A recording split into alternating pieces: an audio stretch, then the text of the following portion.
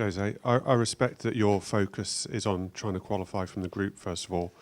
But Mauricio last season said it would have been a miracle to win the Champions League with this club. Do you think it would take a miracle to win the Champions League with Tottenham? Sometimes we use words.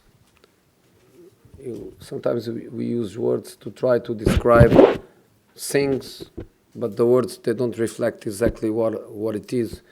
I would change a miracle by very difficult. I wouldn't use the word miracle, but probably I did it also a few times. Sometimes we do that. I think obviously there are teams with a different culture of victory. There are clubs and teams with a different potential, with a different experience, with a different know-how.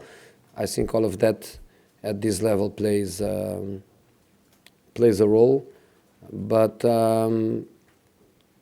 with these boys, I will never be afraid of any Champions League match that comes to our faces. Again, I repeat, we need to qualify. That's the focus.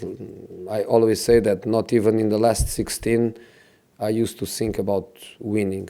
It's only when my teams arrive in quarterfinals where I start having the feeling that we can do it.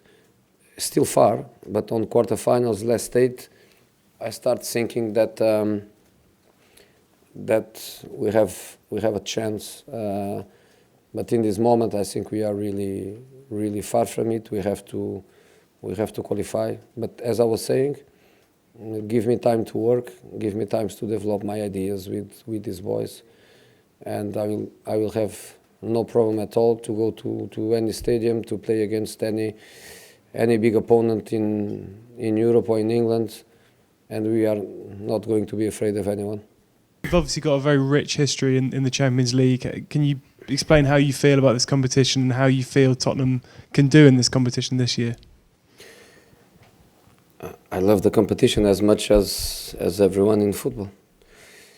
It's something that everybody dreams about win it, and not everyone has the privilege to be a Champions League winner, which I was happy enough to do it twice.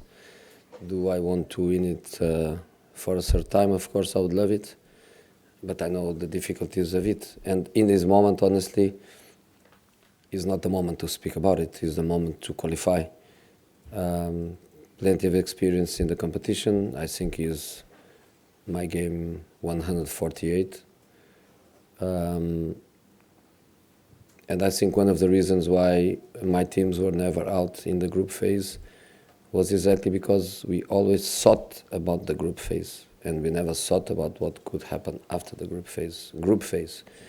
6 matches, in our case 2 matches to qualify, and that needs to be our focus. We need to focus on these 2 matches, and tomorrow is one that can give us the qualification, and we have to understand that it's not an easy match.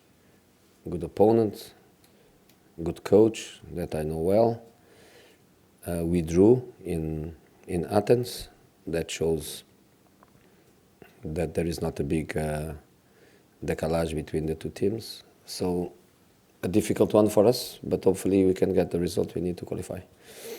Jose, your predecessor, Mauricio, suggested that part of the reason for the team's struggles this season was a kind of hangover and come down from losing the Champions League final. In your short time here, have you picked up on that at all? Is that something you suspect might be the case? No, if Mauricio says that, he knows. I think if he tells that, it's based on experience that he lived here, and properly he's also sharing a little bit of his own feelings when you are almost landing on the moon and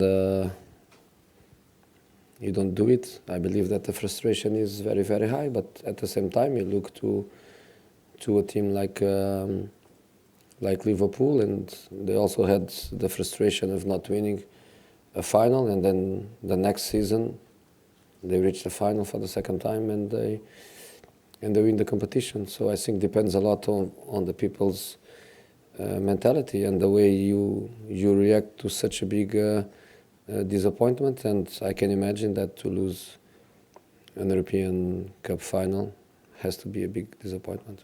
Okay, go to the Moose. Jose, you were the last away manager to manage at White Hart Lane.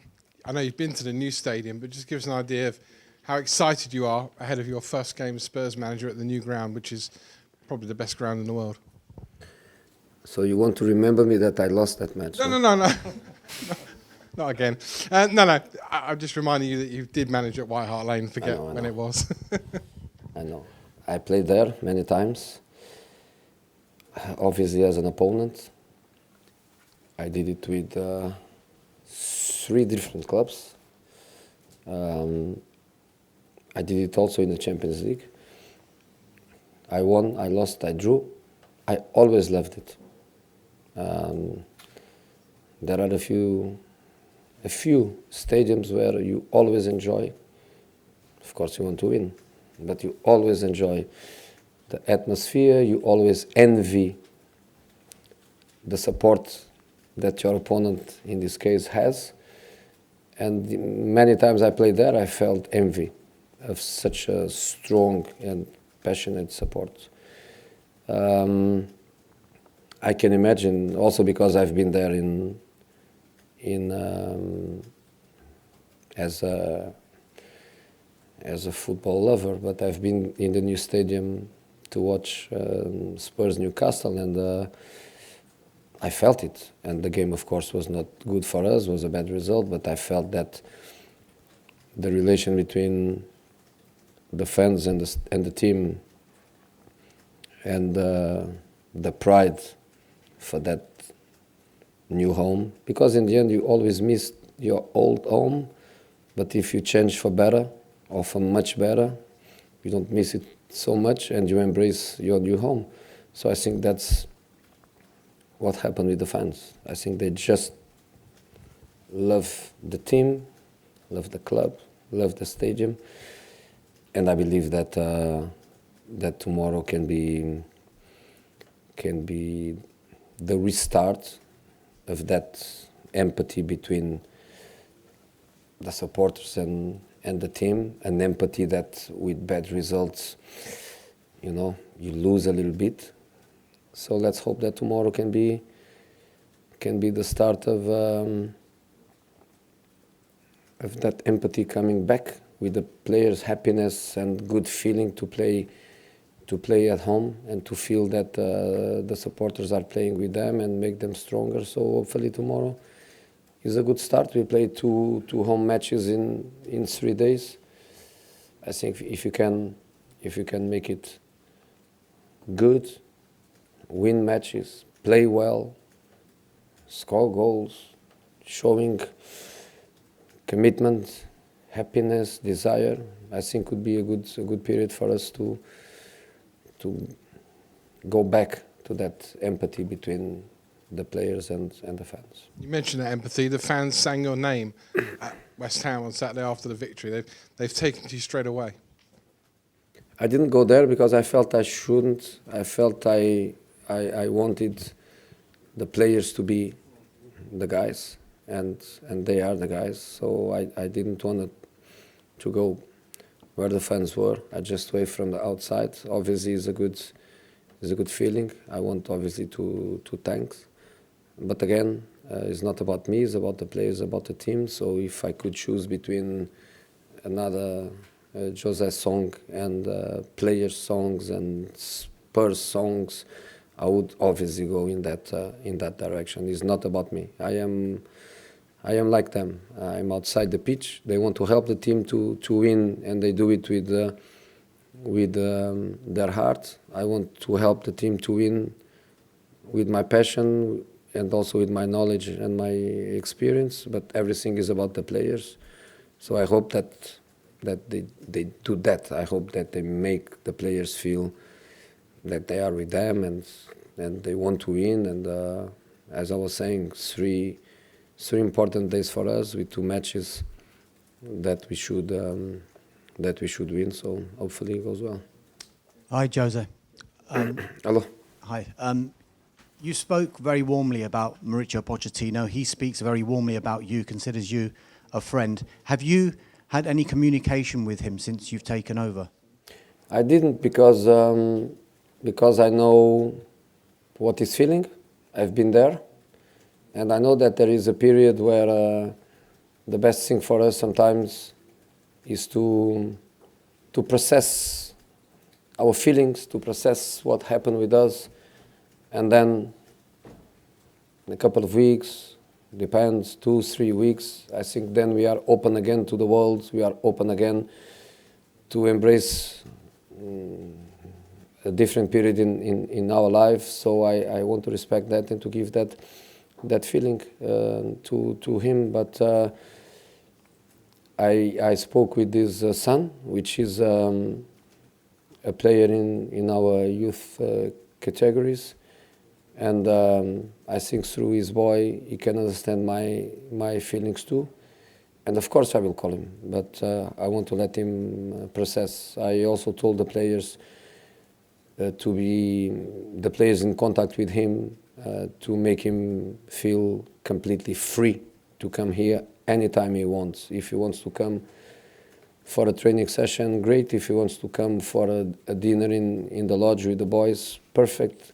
If he wants me to be, I will. If he doesn't want me to be and he wants to be just with the boys, let's do that way. So I just want him to feel that this house belongs to him. 5.5 years in football now is long time. So he must feel completely free to do what he wants to do in relation to the players and the staff and the club. With that in mind, would you probably wait for him to make the first move because he's the one? No, it's not about the first move or the second move. If he wants to come, he can come. Not tonight, because the boys will not be here. But if he wants to come tomorrow, he can come tomorrow. He can come when he wants. If he decides not to come, which is something normal, and he meets the players outside, he meets the players in his house, he goes out with players for dinner, that's also perfectly fine. And I will contact him when I feel that space, I needed a little bit of space to process things. When I left previous clubs, it's not in 5 or 6 days that you are again open. You take a little bit of time to process things, to understand, to think and rethink and speak with a pillow. And in a couple of weeks, he will be fine, and I will call him. Okay, take a question right there. Yep. Sure. So, I know you said last week that you were very pleased with your squad, but since you have a rather strong connection to Zlatan Ibrahimovic, who is currently on the market, is there any possibility of him joining Tottenham anytime soon? You are right about the connection. I would even say more than connection. I would say also passion, understanding. Amazing player, amazing guy, but I would say no. I would say no chances. We have the best striker in England. We have one of the top 2-3 strikers in the world. Doesn't make any sense of a striker of Zlatan's dimension. Obviously, on his late 30s, but still a striker that can play in any club in the world. Doesn't make sense to come to a club where we have Hurricane. Okay, take a question from Tiago down here. Josh, if you pass the microphone. Thank you. Hello, José Mourinho. We are live to Portugal. Just to say that a few moments ago, our president, Marcelo Rebelo de Sousa, salutes you and gives you a big hug and told us that he admires you a lot. My question is about Portuguese coaches. Yesterday, Carlos Carvalhal told that Portuguese coaches are almost the kings of the world because Mourinho is the king of Europe, 2 champions and 2 Europa League. No one before has won it. Manuel José, king of Africa, and now Jorge Jesus, the king of Americas. What are your opinion about this great achievement of Portuguese coaches and more recently about Jorge Jesus? Now that one thing is we cannot deny. So a Portuguese coach was champion of Europe, a Portuguese coach was champion of Africa, a Portuguese coach was an American or South American champion. So that is a reality. You know that I am really, really 100% Portuguese, but I don't like that we are the best coaches, we are this. No. There are many good coaches around the world. The quality is not about nationality, and I'm just really happy that we have good coaches, and at different levels we have good prestige, and with good things that we do, we open doors for new generations, we open opportunities to other people, and I know that in this moment there are so many Portuguese coaches around the world, and that if I have any responsibility on that makes me really happy. In the case of Jorge to win the Copa Libertadores with Flamengo, I'm happy for him, and that's it. Okay, we're going to finish with Matt. Ali, there's a gentleman at the back that wants a question. Then we've got a question from Sammy as well. Okay, that'll be the last four. Matt, do you want to go first down here? Thank you. Jose, even the greatest actors in the world feel nervous ahead of a new show opening. I just wondered, are you feeling any butterflies ahead of your home unveiling? And given this is a fresh start, how much could a triumphant first night go towards making the new stadium the sort of fortress that perhaps it hasn't yet become? I have a good record in that stadium. One match, one victory with the Inter legends, where we had so much fun. No, seriously, I'm not nervous. I'm never nervous. I always feel just a little desire of the match should be tonight and not tomorrow. This waiting time is the thing that I don't like. I don't say nervous. Too many matches, too much experience to feel that way. So no butterflies, nothing strange. But it's good to start winning like we did in the last match. If you can win at home the first game, obviously is also important. But I always say the first match of my career as a head coach, I lost. And I couldn't imagine in that moment that my career would bring as much success. The 2 seasons where I won the treble, Porto and Inter, I start with a draw, and a draw at home. So 2 bad results, and we won everything. But, you know, you want to be strong, you want to win matches. Our stadium is the best stadium in the world. Probably other stadiums, they still have 10,000 more or 15,000 more spectators, but this is the best stadium in the world. I don't want to say the best fans in the world, because if I say that, people will say immediately, oh, he's saying that because he wants the Tottenham fans to love him immediately. So I'm not going to say that, but we have very, very strong fans, great mentality, great support. They go to football matches and they try to enjoy, like they did against West Ham. I could understand perfectly that they enjoy the match.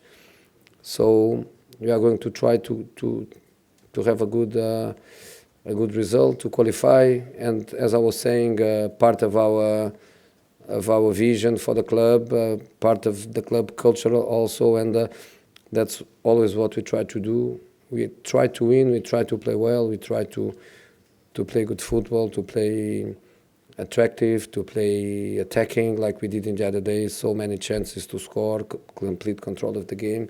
So that's what we are going to try. Let's see if Olympiakos, if they are good guys, and they let us do that. Okay, Ali, over here. Jose, you said on Saturday that when it comes to Christian Eriksen, you need to know what's in his heart and his head about Tottenham.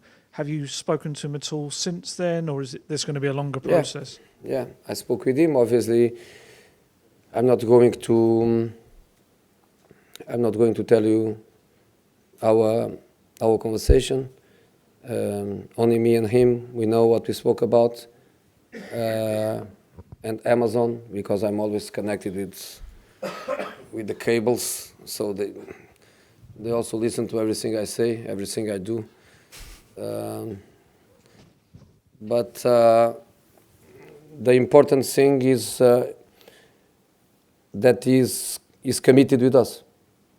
So let's not talk about his future. Let's not talk about what is going to happen. Is he leaving? Is he staying?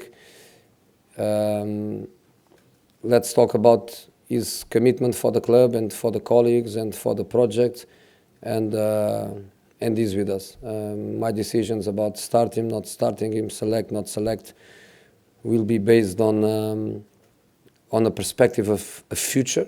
I cannot hide that. Will be also based on a perspective of future. We have a present, and in football we have to focus on the present, in this case on tomorrow. But it's a club where you have to think about the future, and these important decisions, obviously they have an influence on my decisions as a head coach. But the important thing is that Christian staying or leaving is that kind of guy that easily I could understand. Proper guy, loves the club, loves the colleagues, amazing colleague in the dressing room. So doesn't matter what, is one of us until the last day. Okay, two more. One from the gentleman at the back. If you raise your hand so we can see you. Thank you. And then we'll finish with Sammy down here. Hello, I'm from Greece. First of all, it's nice to have you back. Thank you. For Greeks, I speak from Greek side, in football grounds, inside. It's the first time you're playing against Olympiakos. So, obviously, you didn't have a lot of time to study about the team, to learn about the team. The question is, what difficulties you expect tomorrow to face against, if there is any player that wants special attention from you, and especially against your compatriot Pedro Martins. Yeah, I didn't Olympiakos in 148 matches in the Champions League and a few more in Europa League. Never Olympiakos, but Greek teams, yes. I played Panathinaikos a few times. Never Olympiakos. In this moment, we have quite a history of Portuguese coaches in your country, you know, not just national team, but also some good friends of mine, Peseiro, Fernando Santos, all of them there, and now probably in these two top clubs, Olympiacos, PAOK, two other Portuguese guys. So I follow. But of course, I was not close to imagine that I was going to play against Olympiacos, so I didn't watch it with a big focus. Last season, I saw them playing against Burnley. I was in the stadium. They were already with Pedro, so the philosophy, the vision, the way to play is already there. And obviously we did the homework. We have a fantastic staff here, not just the assistants I brought, but also a nice structure that the club has in place on analyze and IT people available to adapt to my way of work. So we did our homework. I respect Olympiacos as a team more than to focus on a player. Would be easier and probably nice for me to tell a few names, especially the Portuguese boys. Would be nice for them. I don't do that. I focus on the players globally, team, result. We drew. We didn't win. Was not an easy match for us in Athens. So I'm not expecting an easy game too. But we want to play well. We want to play well, and we did it for 65 minutes against West Ham and away of home. So hopefully tomorrow we can extend that period of time even longer.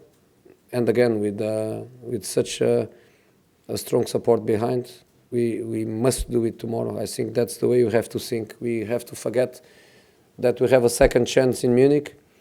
We have to forget that there is a second match and this one is not the match point, but we have to play like it is the match point. We have to get the result tomorrow.